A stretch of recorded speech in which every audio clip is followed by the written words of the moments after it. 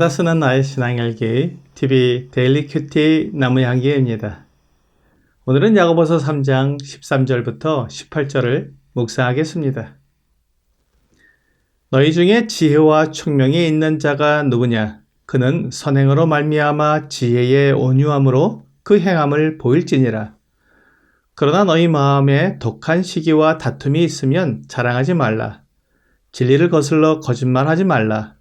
이러한 지혜는 위로부터 내려온 것이 아니요 땅 위의 것이요 정욕의 것이요 귀신의 것이니 시기와 다툼이 있는 곳에는 혼란과 모든 악한 일이 있음이라. 오직 위로부터 난 지혜는 첫째 성결하고 다음에 화평하고 과종하고 양순하며 긍휼과 선한 열매가 가득하고 편견과 거짓이 없나니 화평하게 하는 자들은 화평으로 심어 의의 열매를 거두느니라.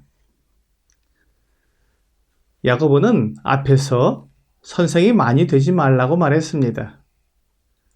사람은 누구나 실수하고 잘못하는데 선생이 되어서 실수하고 잘못을 하게 되면 더 큰 심판이 있기 때문입니다.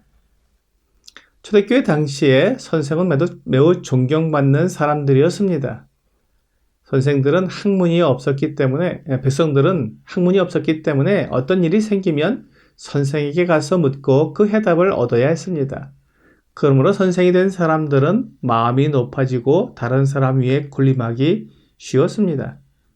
사람들의 마음속에는 이렇게 다른 사람보다 나를 더 높이고 더 큰 권세를 가지려는 욕심이 있기 때문에 많은 사람들이 선생이 되려고 했던 것입니다.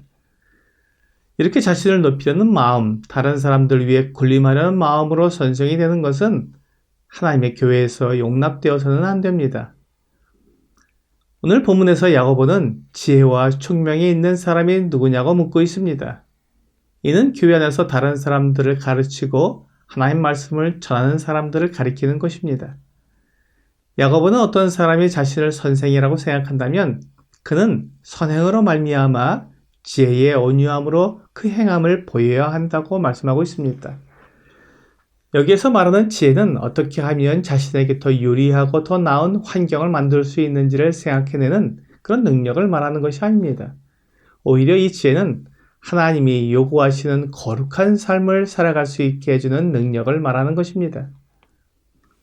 호세아 4장 6절은 내 백성이 지식이 없으므로 망하는도다. 내가 지식을 버렸으니 나도 너를 버려 내 제사장이 되지 못하게 할 것이요 내가 내 하나님의 율법을 잊었으니 나도 내 제자들을 잊어버리리라 라고 말씀하고 있습니다. 호세아는 백성들이 망하는 이유가 하나님을 아는 지식이 없기 때문이라고 말하고 있습니다. 호세아 당시의 이스라엘 백성들은 우상을 숭배하고 이 세상에서 성공하는 방법을 가지고 있었습니다. 그러나 그런 지식, 그런 지혜가 그들에게 생명을 주지 못했습니다. 오히려 그들로 하나님을 떠나게 하고 망하게 했습니다. 그들은 하나님의 율법이 아닌 세상이 주는 지혜와 지식으로 자신을 높여보려고 했지만 그것 때문에 망하게 된 것입니다. 그러므로 야고보가 말하는 지혜는 하나님을 아는 지식을 기반으로 한 지혜를 말합니다. 그리고 온유라는 말은 부드러움을 말합니다. 이 부드러움은 자신이 가지고 있는 힘과 능력을 절제함으로 다른 사람을 포용하는 부드러움을 말하는 것입니다. 그러므로 하나님을 아는 지혜를 가진 사람이 다른 사람을 포용하는 부드러움으로 선행을 하는 것이 참된 선생의 모습입니다. 그러나 마음에 시기와 다툼이 있다면 자신을 드러내지 않아야 합니다. 이기적인 욕심이 가득한 상태에서는 하나님을 나타낼 수 없습니다. 다툼이란 교회 안에서 편을 가르고 무리를 짓는 것을 말합니다. 이렇게 이기적인 마음이 가득해서 사람들을 자기 편으로 만들고 나뉘게 하는 것은 올바른 지혜가 아닙니다.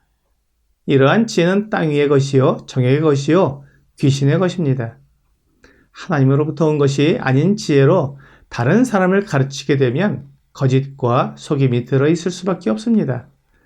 그러므로 혼란과 악한 일이 일어나게 되는 것입니다. 갈라디아서 5장 16절과 17절은 내가 이르노니 너희는 성령을 따라 행하라. 그리하면 육체의 욕심을 이루지 아니하리라. 육체의 소욕은 성령을 거스르고 성령은 육체를 거스르나니 이 둘이 서로 대적함으로 너희가 원하는 것을 하지 못하게 하려 함이니라 라고 말씀하고 있습니다. 우리가 성령을 따라 행할 때 육체의 욕심, 세상의 지혜를 따르지 않게 됩니다. 나 자신을 살펴서 내 마음이 세상에 속해 있는지 성령에게 속해 있는지 분별할 수 있어야 합니다. 내 마음을 주님께 드리게 되면 본문 17절에서 오직 위로부터 난 지혜는 첫째 성결하고 다음에 화평하고 관용하고 양순하며 긍휼과 선한 열매가 가득하고 편견과 거짓이 없나니라고 말씀하고 있는 대로 아름다운 성령의 열매가 가득하게 될 것입니다. 본문에서 말씀하고 있는 열매와 갈라디아서 5장 22절과 23절에서 말씀하고 있는 성령의 열매가 매우 비슷한 것을 알 수 있습니다. 오직 성령의 열매는 사랑과 희락과 화평과 오래 참음과 자비와 양선과 충성과 온유와 절제니 이 같은 것을 금지할 법이 없느니라. 성령을 따라 행하면 성령의 열매를 맺고 육체의 욕심을 따라 행하면 이 세상에 속한 악한 열매를 맺게 될 것입니다. 하나님은 우리가 맺고 있는 열매를 통해 우리 자신을 살펴보기 원하시는 것입니다. 말로만 하나님을 섬기는 것이 아니라 마음과 중심으로 하나님을 섬김으로 참된 선생이 되라는 것입니다. 자기의 욕심과 야망을 위해 선생이 되려고 하고 세상의 지혜로 자신을 높이면 혼란이 일어나고 다툼이 일어나게 됩니다. 교회 안에서 이런 모습이 있는 것은 세상의 것이 교회 안으로 들어왔다는 것을 말해주는 것입니다. 그러나 위로부터 난 지혜, 하나님의 지혜는 모든 혼란을 그치고 화평을 이루어 줍니다. 사람들을 세상의 지혜로 꿰어내서 자기를 따르게 하는 혼란을 그치고 서로가 하나가 되고 그리스도의 사랑으로 연합하게 만들어주는 것입니다. 내가 아니라 하나님을 바라보게 하고 세상의 지혜와 욕심이 아니라 위로부터 오는 지혜와 평강으로 성도들이 서로 사랑하게 하는 사람이 참된 선생입니다. 교회 안에 이런 선생들이 있을 때 그 교회는 하나님의 쓰임을 받게 될 것입니다. 그리고 성도들 사이에 의의 열매가 맺히게 될 것입니다. 참된 경건은 이렇게 의의 열매를 맺으며 성도들 사이에 화평을 이루게 해줍니다. 이것으로 참된 경건과 헛된 경건을 구별할 수 있습니다. 오늘의 적용 질문을 보겠습니다. 내 마음에 시기와 다툼이 일어나는 때는 언제입니까?